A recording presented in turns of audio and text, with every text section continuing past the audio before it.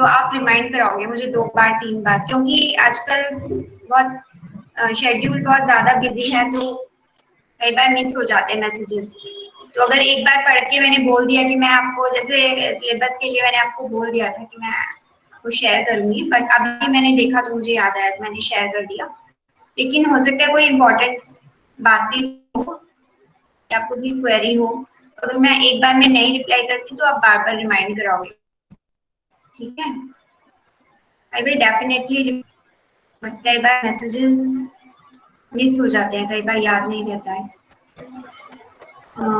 ठीक है, तो हम कहाँ थे? हाँ, इतना एक पार्ट हमने ये प्रूव कर लिया। अब जो हमारा नेक्स्ट पर्पस है वो है S less equal to T prove करेंगे, तो ये इक्वलिटी प्रूव हो जाएगी T और S की। तो ऑन द अदर हैंड अब इन्होंने क्या किया यहाँ पर, यहाँ से स्टार्ट करो, इस लाइन को हम देखते हैं। G1 power T, G2 power T, Gn power T is equal to G1 G2 Gn power T। मुझे लगता है यहाँ तक किसी को कोई प्रॉब्लम नहीं होगी, ये वाली लाइन क्लियर है बहुत, है ना? ये तो this is by definition, this is by definition. Now what is T? T is the, so T इसका ऑर्डर है, तो ये आइडेंटिटी ही होना पड़ेगा ना। E1 E2 En आ गया यहाँ पर। तो अब देखो यहाँ से आप ये लिख सकते हो, यहाँ पे आप एक स्टेप अपने आप डाल सकते हो। यहाँ पर इन्होंने डायरेक्ट लिख दिया है, आप ये लिख सकते हो कि G1 power T is equal to E1, G2 power T is equal to E2 dot dot dot dot Gn power T is equal to A। इसका मतलब क्या होगा कि जो G1 का ऑर्डर होगा, क्योंकि तो G1 पावर T हम कर रहे हैं तो आइडेंटिटी आ रहा है ना,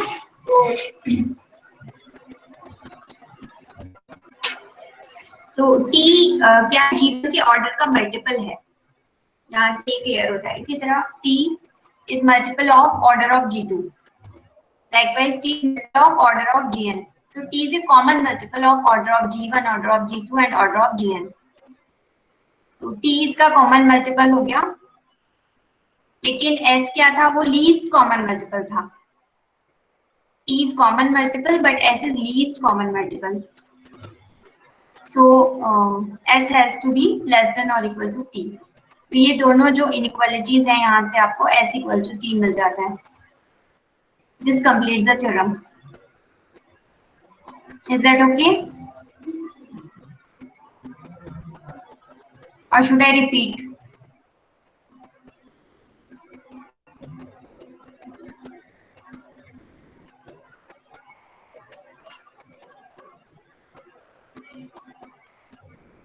Please respond. Anybody?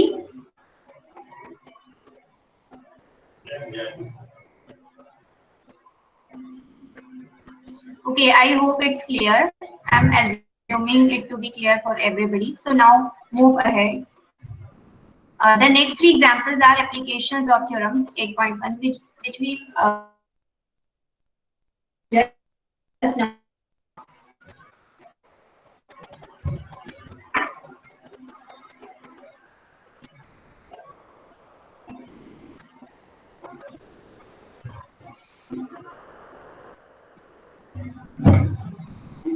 So, example 4, examples of groups of order 100 include Z100, Z product Z2 product Z2, Z5 product Z5 product Z4 and many others.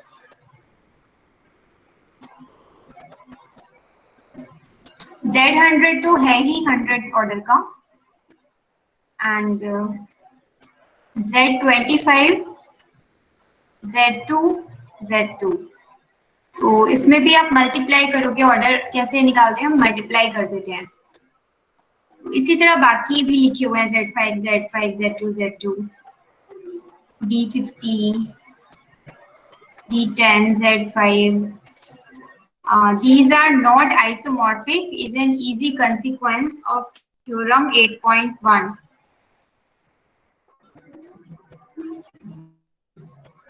अच्छा, मतलब ये इन्होंने क्या किया, 100 ऑर्डर के ग्रुप्स कुछ मेंशन कर दिए और ये कह रहे हैं कि ये आइसोमॉर्फिक नहीं है। ये आप थ्योरम 8.1 से आप शो कर सकते हो कि ये आइसोमॉर्फिक नहीं है।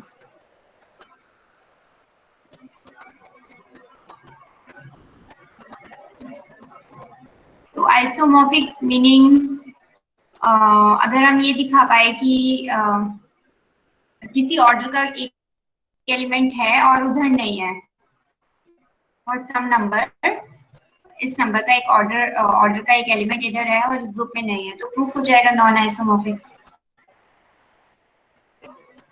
फॉर एग्जाम्पल अगर हम Z100 कंसिडर करें तो यहाँ 100 ऑर्डर का एक एलिमेंट है और Z5, Z2, Z2, इसमें मैक्सिमम ऑर्डर क्या होता है किसी भी एलिमेंट का? Z25 product Z2 product Z2, talking about this. तो अगर हम यहाँ पर इसमें कोई एलिमेंट का ऑर्डर फाइंड आउट करना चाहते हैं तो अकॉर्डिंग टू दिस थ्योरम वो क्या होगा, मैक्सिमम ऑर्डर क्या होगा इसमें, what is the maximum order possible in this group?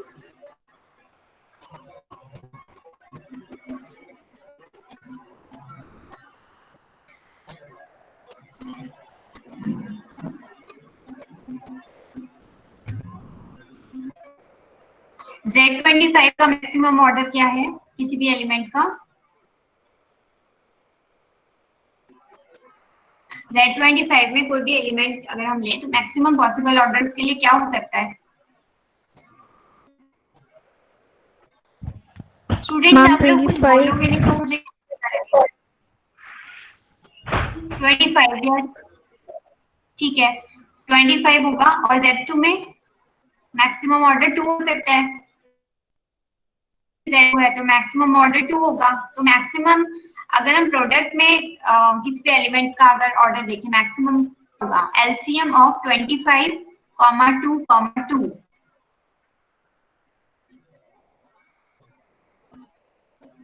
And what is the LCM of 25 and 2?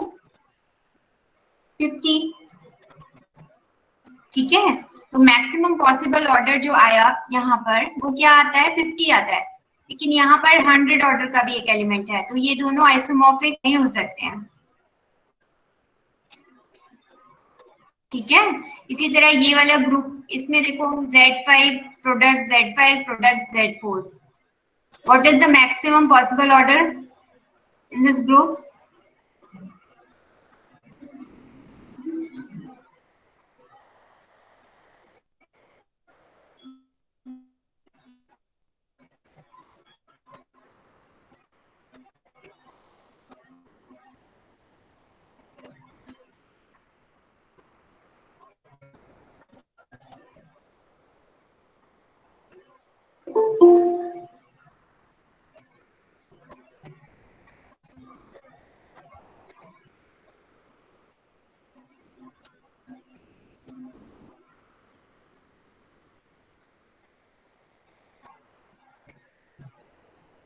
Can someone tell me what is the maximum possible order in this group? Z5 product Z5 product Z4.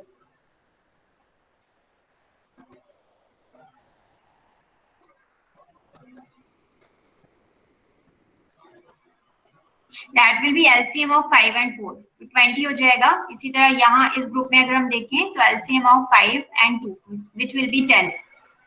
ठीक है, इसलिए ये हमारे groups non isomorphic आ जाते हैं। इसी तरह D50 में क्या होगा, कितने एलिमेंट्स होंगे? 50 into 200 एलिमेंट्स होंगे, लेकिन ये इसके आइसोमॉर्फिक नहीं होता है क्योंकि नॉन अबिलियन होता है। ठीक है, इसी तरह बाकी ग्रुप्स में भी आप लोग कुछ अपने आप चेक करना कि क्यों नॉन आइसोमॉर्फिक होते हैं। Now we come to next example, example 5. We determine the number of elements of order 5 in Z25 product Z5। तो ये क्वेश्चन है सॉल्व करने के लिए, इसको मैं आपको सॉल्व करके दिखाऊंगी। अभी कोई डेफिनेशन देखते हैं। आई थिंक इसमें ये थ्योरम कर लेते हैं, ये मैं आपको वर्कआउट करके दिखाऊंगी। ये जो एग्जांपल्स हैं पीछे वाले इनको अभी स्किप कर देते हैं।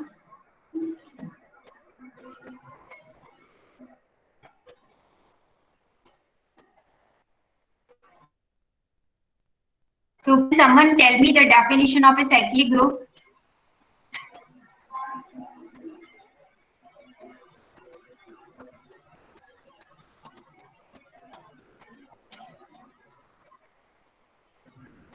You have studied in your previous class, second year.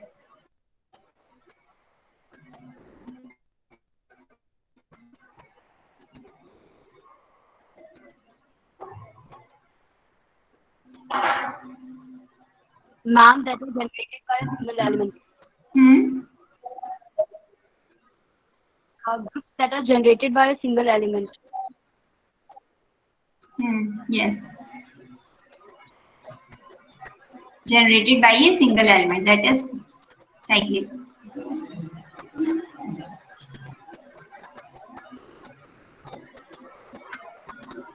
Okay. So we will find out the criteria for an external direct product to be cyclic. देखो, अगर आपको कहीं भी डाउट होता है तो आप मुझे रोक सकते हो, ठीक है? आप बीच में इंटरप्ट कर सकते हो, अदरवाइज तो मैं मूव करती जाऊंगी आगे,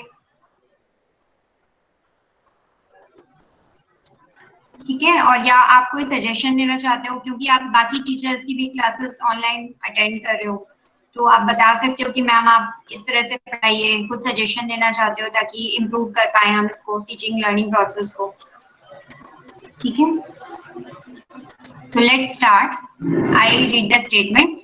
Let capital G and capital H be finite cyclic groups. Then G product H is cyclic if and only if mod G and mod H, that means order G and order H, are relatively prime. So before proving this theorem, let's take some example.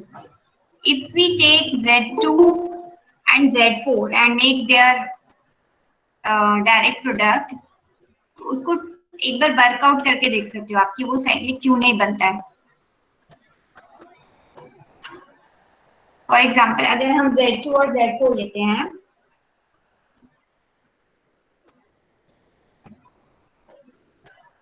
तो उसमें cyclic बनने के लिए क्या होना चाहिए? Z2 और Z4 को साइक्लिक होने के लिए कितने ऑर्डर का एलिमेंट होना चाहिए उसके अंदर?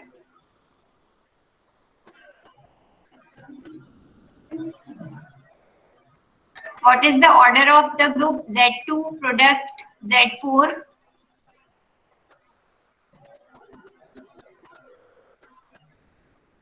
What is the order of Z2?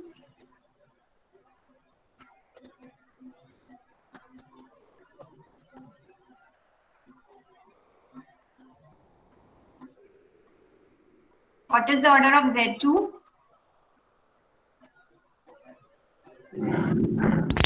Ma'am, 2. And what is the order of Z4?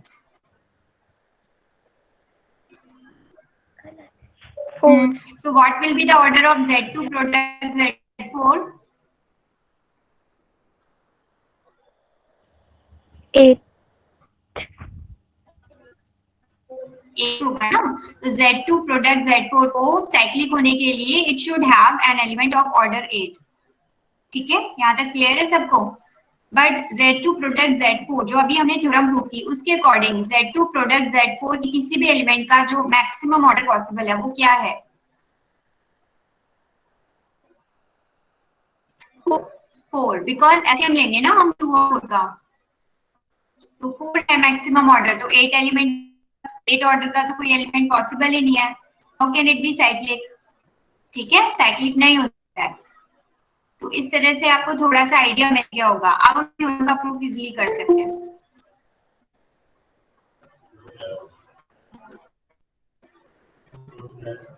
अब देखो, अब आपको समझ आ जाएगा और ये चीज भी क्लियर हो है. अगर देखो ऑर्डर्स रिलेटिवली प्राइम होंगे तो साइक्लिक हो जाएगा, क्योंकि अगर हम Z2 Z3 लेते हैं, हमने एग्जांपल कंसीडर किया था ना Z2 प्रोडक्ट Z3 का, तो वहां पे maximum order possible is 6. 6 order का एक एलिमेंट 1 1 वहां हमें मिल गया था. अगर साइक्लिक है तो ऑर्डर्स रिलेटिवली प्राइम है। चलो इसका प्रूफ देखते हैं। Let mod G is M and mod H is N, so that order of G product H is equal to Mn. So to prove the first half of the theorem, we assume G product H is cyclic and show that Mn are relatively prime. So first we are assuming that G product H is cyclic और क्या proof करेंगे कि जो उनके orders है मतलब M और N वो रिलेटिवली प्राइम है। रिलेटिवली प्राइम मतलब उनका जो जीसीडी है वो 1 है, ये हमें दिखाना है। तो कॉन्ट्रडिक्शन से प्रूफ करेंगे। हमने मान लिया कि जीसीडी इन्होंने डी मान लिया, डी को 1 प्रूफ करेंगे यहाँ पर। Suppose that GCD mn equal to D, ये इन्होंने मान लिया, ठीक है, एज्यूम कर लिया। और एजम्पशन ये है कि जी प्रोडक्ट एच साइक्लिक है। साइक्लिक है तो इसका एक जनरेटर होगा और वो जनरेटर इन्होंने यहाँ पर स्मॉल जी एच, ये इन्होंने जी प्रोडक्ट एच का जनरेटर ले लिया, ठीक है यहाँ तक। अब देखो यहाँ से देखते हैं, जी एच की पावर mn बाई डी किया, तो इसको लिख सकते हैं g की power mn by D comma H power mn by D. और फिर इन्होंने पावर्स को कुछ इस फॉर्म में लिख दिया, g power n by D, h power n power m by D. What was G? G was some element of capital G और capital G का ऑर्डर स्मॉल m है, तो इसलिए ये आइडेंटिटी हो जाएगा। E की power n by D is also E। Likewise small h capital H का एलिमेंट है और कैपिटल H का ऑर्डर n है, तो h पावर n E हो जाएगा। और E power m by D is again identity. देखो यहाँ पर इन्होंने mn बाई डी किया, mn by D is also an integer, क्योंकि d क्या है वो इनका जीसीडी है, d इज अ जीसीडी, तो GCD into LCM is equal to mn।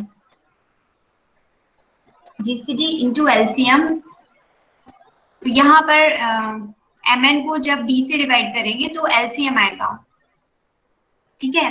तो यहाँ इन्होंने फिर आगे क्या किया,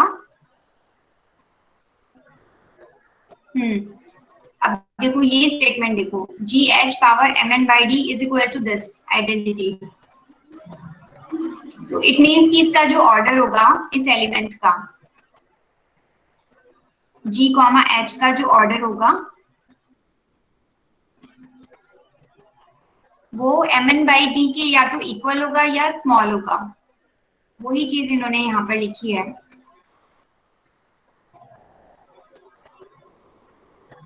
order of g comma h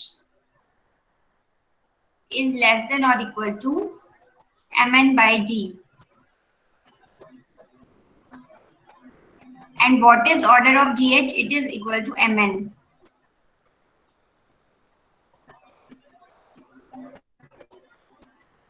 Is it clear?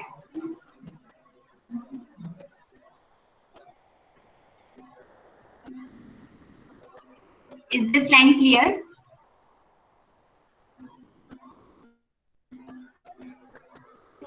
Yes, ma'am.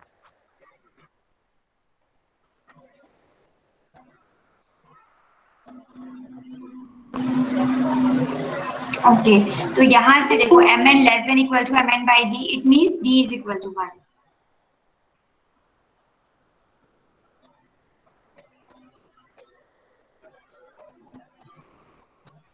And to prove the other half of the theorem, we take order of h and order of g to be relatively prime, and we will show. देखो यहाँ पर ये हमने use किया है, यहाँ पर g और h फाइनाइट साइक्लिक ग्रुप्स हैं।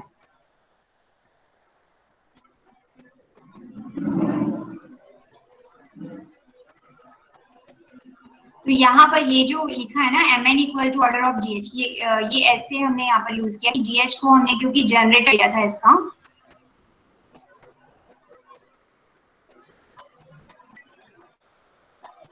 तो इसका जो ऑर्डर है ग्रुप का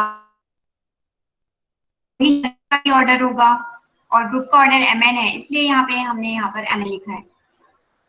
ठीक है। अच्छा, अब दूसरा पार्ट देखने के लिए हम क्या कर सकते हैं, यहाँ पर ऑर्डर ऑफ जी और order of H relatively prime लेते हैं, मतलब m और n का जीसीडी 1 मान लिया, और साइक्लिक दिखाने के लिए जी प्रोडक्ट h में एक एलिमेंट दिखा दें अगर mn ऑर्डर का, then we are done.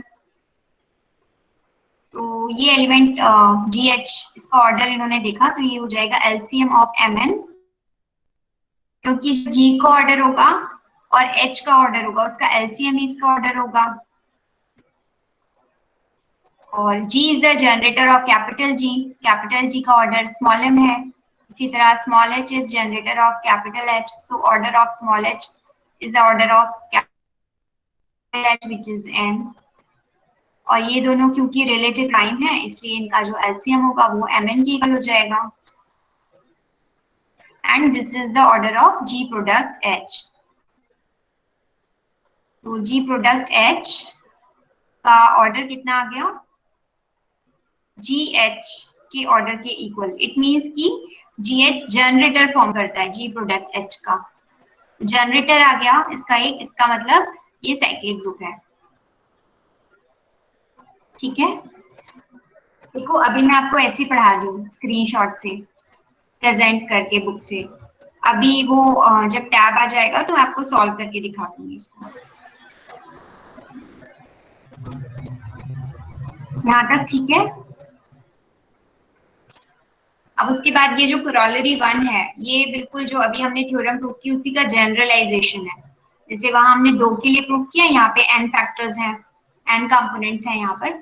n external direct product G1 product G2 product Gn of a finite number of finite cyclic groups is cyclic if and only if order of Gi and order of Gj are relatively prime when I is not equal to j.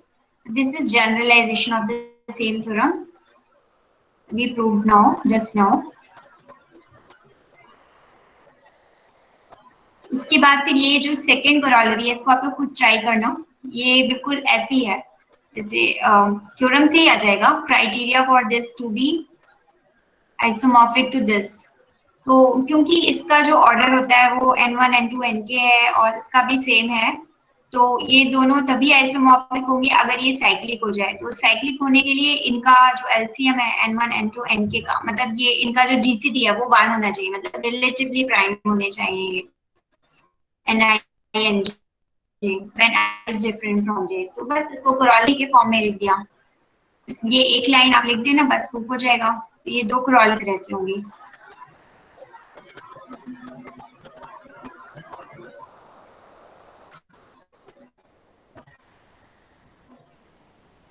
अगर आपको कोई doubt होगा तो मैं solve करके दिखा दूंगी बाद में। अभी बताओ यहाँ क्लियर है सब कुछ?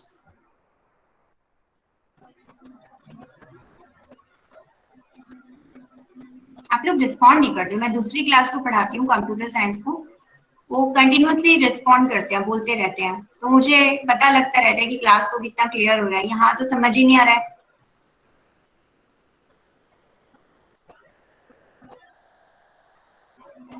If you have any doubt, you can ask.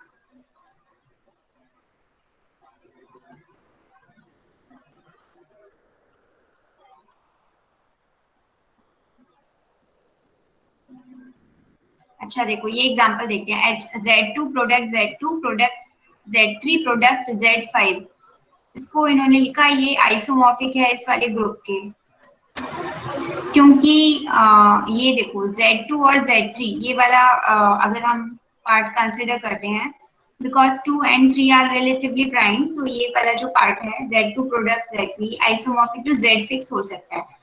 तो ये पोर्शन को हमने इससे रिप्लेस कर दिया Z6 से, ये दोनों ग्रुप्स आइसोमॉर्फिक हो गए। इसमें हम लिख सकते हैं 5 और 6 का जीसीडी 1 है, तो Z6 product Z5 it's isomorphic to Z30, तो Z2 product Z6 product Z5 it will be isomorphic to Z2 product Z30. So this is These are the different ways to express the same group up to isomorphism in many different forms. ये लिखा है ना, one can express the same group up to isomorphism in many different forms. For example, this. तो इसी तरह ये नीचे वाला एग्जाम्पल है, इसमें भी इन्होंने यहाँ पे Z6 अप्लाई कर दिया है, Z2, Z6, Z5, 2 और 5 को भी आप साथ में ले सकते हो। ये इन्होंने यहाँ 2 और 5 को ये Z10 लिख दिया, और यहाँ पे Z3, Z2, Z3, तो ये क्या किया इन्होंने, Z2, Z3, हाँ Z2 और Z5 को साथ में लिख सकते हो। तो ये सभी चारों फॉर्म्स में ये आइसोमॉर्फिज्म है। और ये देखो Z2 प्रोडक्ट Z3 किया तो ये isomorphic to Z6 product Z10 आता है। ऐसा क्यों होता है? क्योंकि आप Z30 को लिख सकते हो Z3 प्रोडक्ट Z10, और 2 और 3 एक दूसरे के रिलेटिवली प्राइम है तो उसको Z6 लिख दिया। Z2 product Z3 product Z10 था तो Z2 प्रोडक्ट Z3 को Z6 लिख दिया, तो we get this. But however we note that Z2 product Z30 is not isomorphic to Z60 because 2 and 30 are not relatively prime. The GCD is not 1, GCD is 2. ठीक है, तो ये I think ये सबको clear होगा। अगर doubt है तो पूछिए। उसके बाद फिर अगर आपको बीच में कुछ पूछना है तो आप मुझे इंटरप्ट कर सकते हो। उसके बाद फिर group of units modulo and as an external direct product. ये ऑलरेडी आप लोग इस ग्रुप से फेमिलियर हो, यू ग्रुप्स, लेकिन इसको हम दूसरे फॉर्म में देखेंगे यहाँ पर। लेकिन आज की क्लास में नहीं देख पाएंगे, इसको नेक्स्ट क्लास में करेंगे।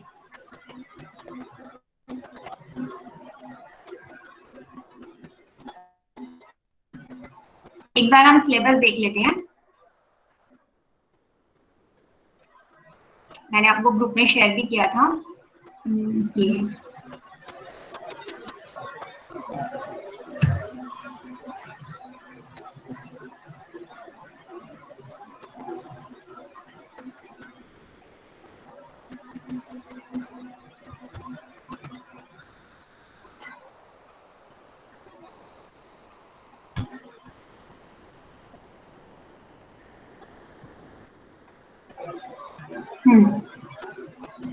So there are two books in your syllabus, Joseph A. Gallion, which you are familiar with, and the second one is Dummett and Foote. तो सेकेंड वाली बुक हमारी कहाँ से स्टार्ट होगी? अभी ये वाला जो है यहाँ से स्टार्ट है, सेकेंड वाला ये लिखा हुआ है ना 2, तो इसमें भी काफी है, ऐसा नहीं है कि कम है। देखने में कम लग रहा है पर काफी सारा है इस बुक से भी। तो अभी हमने ये स्टार्ट किया है, इनर ऑटोमॉर्फिज्म। हाँ, ये फर्स्ट पैराग्राफ हमने स्टार्ट किया है। चैप्टर 9, ये commutator subgroup and its properties, ये छोटा सा टॉपिक है 9.4 का, ये हम देखेंगे, बाद में देख लेंगे, छोटा टॉपिक है। और अब हम ये पढ़ रहे हैं properties of external direct product. तो यहाँ तक ही हमारा गैलियन से। उसके बाद फिर जब ग्रुप एक्शन स्टार्ट होगा तो हम लोग यूज करेंगे ये सेकेंड वाली बुक, और फिर गैलियन से बस एक चैप्टर बचेगा 25 चैप्टर, वो छोटा चैप्टर है। बाकी ये सारा जो पोर्शन है वो डमिट से है, और ये काफी हैवी पार्ट है इस सिलेबस का, ये काफी हैवी पार्ट है। इसमें बहुत कंसंट्रेशन से पढ़ना पड़ेगा आपको, क्योंकि ये टॉपिक्स बहुत इंटर रिलेटेड है और बहुत मतलब डेप्थ में जाके आपको इसको देखना पड़ेगा अटेंशन के साथ, अदरवाइज ये ऊपर से निकल जाएगा। ठीक है, वैसे ये पूरा अलजेब्रा का पेपर काफी हैवी है, तो अगर फोकस्ड रहोगे तो कुछ नहीं लगेगा। अगर आप बीच बीच में स्किप करोगे, मतलब नेक्स्ट क्लास में आप आ रहे हो तो आपको पहले का आप कंटिन्यूएशन में पढ़ते जाओ तो आपको प्रॉब्लम नहीं होगी, नहीं तो फिर प्रॉब्लम होगी।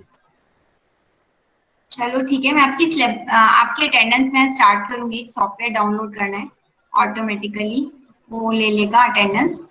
बट अभी के लिए आप मुझे आज पेपर पे लिख के ग्रुप में भेज देना। ठीक है, मैंने आपके नेम्स देख लिए हैं जिसने ज्वाइन किया है। आप मुझे लिख के भेज देना, ठीक है? I think it's okay for today's class, इतना सफिशिएंट है आज की क्लास के लिए, ठीक है? If you have any query you can ask, otherwise we can leave.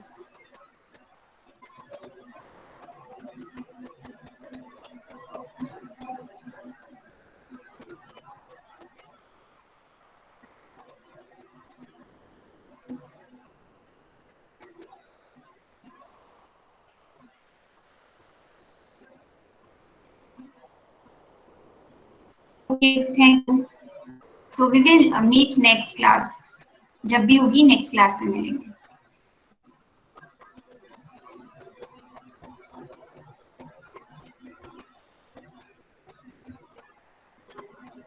So if you want this recording, you can let me know on the WhatsApp group. I will send you.